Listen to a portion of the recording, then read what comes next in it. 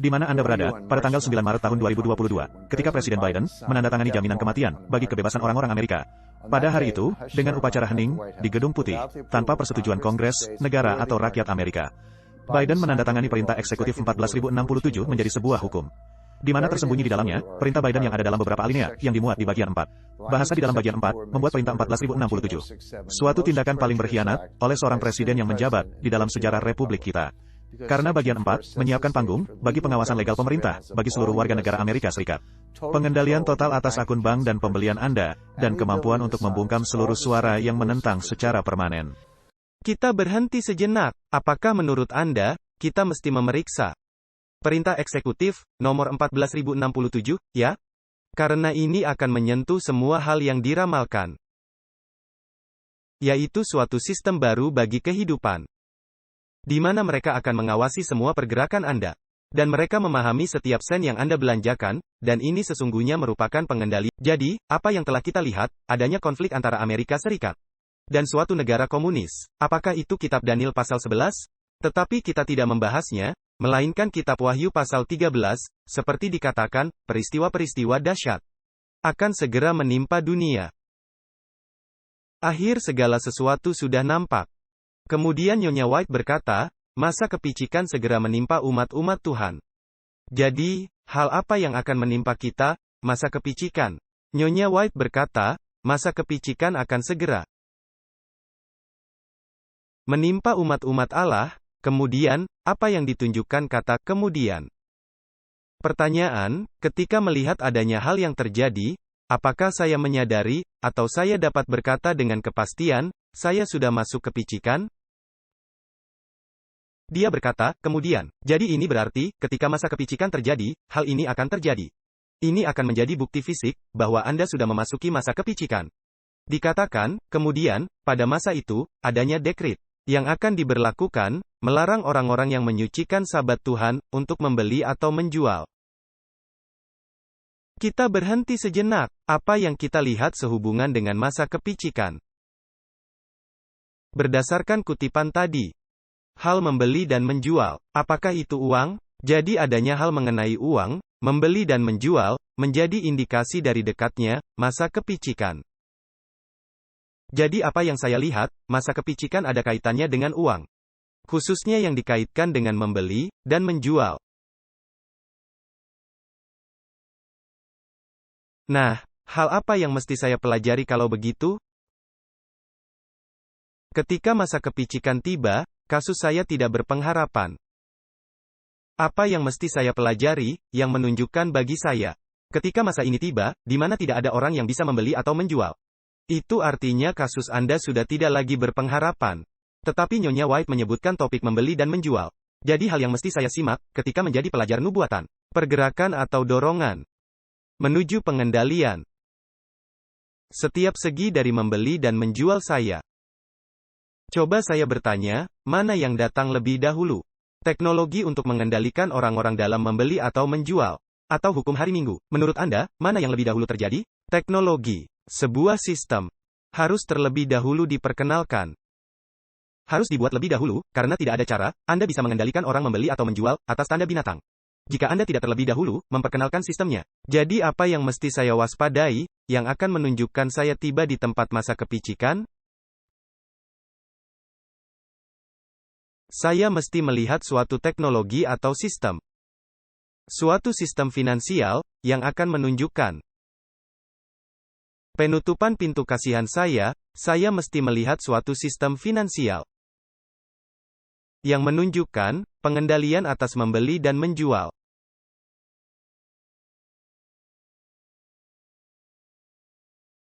Nah, saya tidak tahu apakah ada yang sadar. Inilah cara Tuhan membimbing saya. Apa yang disebutnya, perintah eksekutif, benarkah itu namanya? Ketika Presiden menandatangani dokumen, apa itu disebut sebagai perintah eksekutif? Kita akan segera membahasnya. Perintah eksekutif 14.067. Dan perintah eksekutif ini ditandatangani pada bulan Maret tahun 2022. Nah, rekan-rekan, saya tidak tahu bahwa perintah eksekutif ini sudah ditandatangani.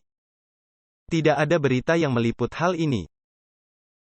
Dan saya melihat, Perintah Eksekutif 14.067, pada bulan Maret tahun 2022, telah ditandatangani.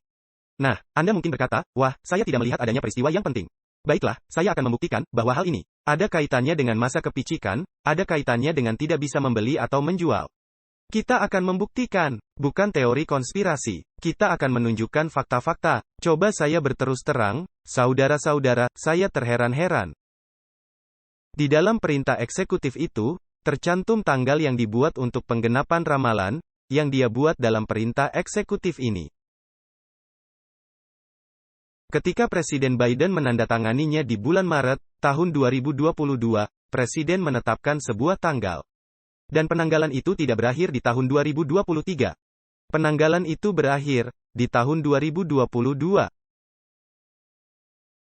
Di mana Anda berada, pada tanggal 9 Maret tahun 2022, ketika Presiden Biden menandatangani jaminan kematian bagi kebebasan orang-orang Amerika. Pada hari itu, dengan upacara hening, di Gedung Putih, tanpa persetujuan Kongres, negara atau rakyat Amerika. Biden menandatangani Perintah Eksekutif 14.067 menjadi sebuah hukum. Di mana tersembunyi di dalamnya, perintah Biden yang ada dalam beberapa alinea, yang dimuat di bagian 4. Bahasa di dalam bagian 4, membuat Perintah 14.067. Suatu tindakan paling berkhianat, oleh seorang presiden yang menjabat, di dalam sejarah Republik kita.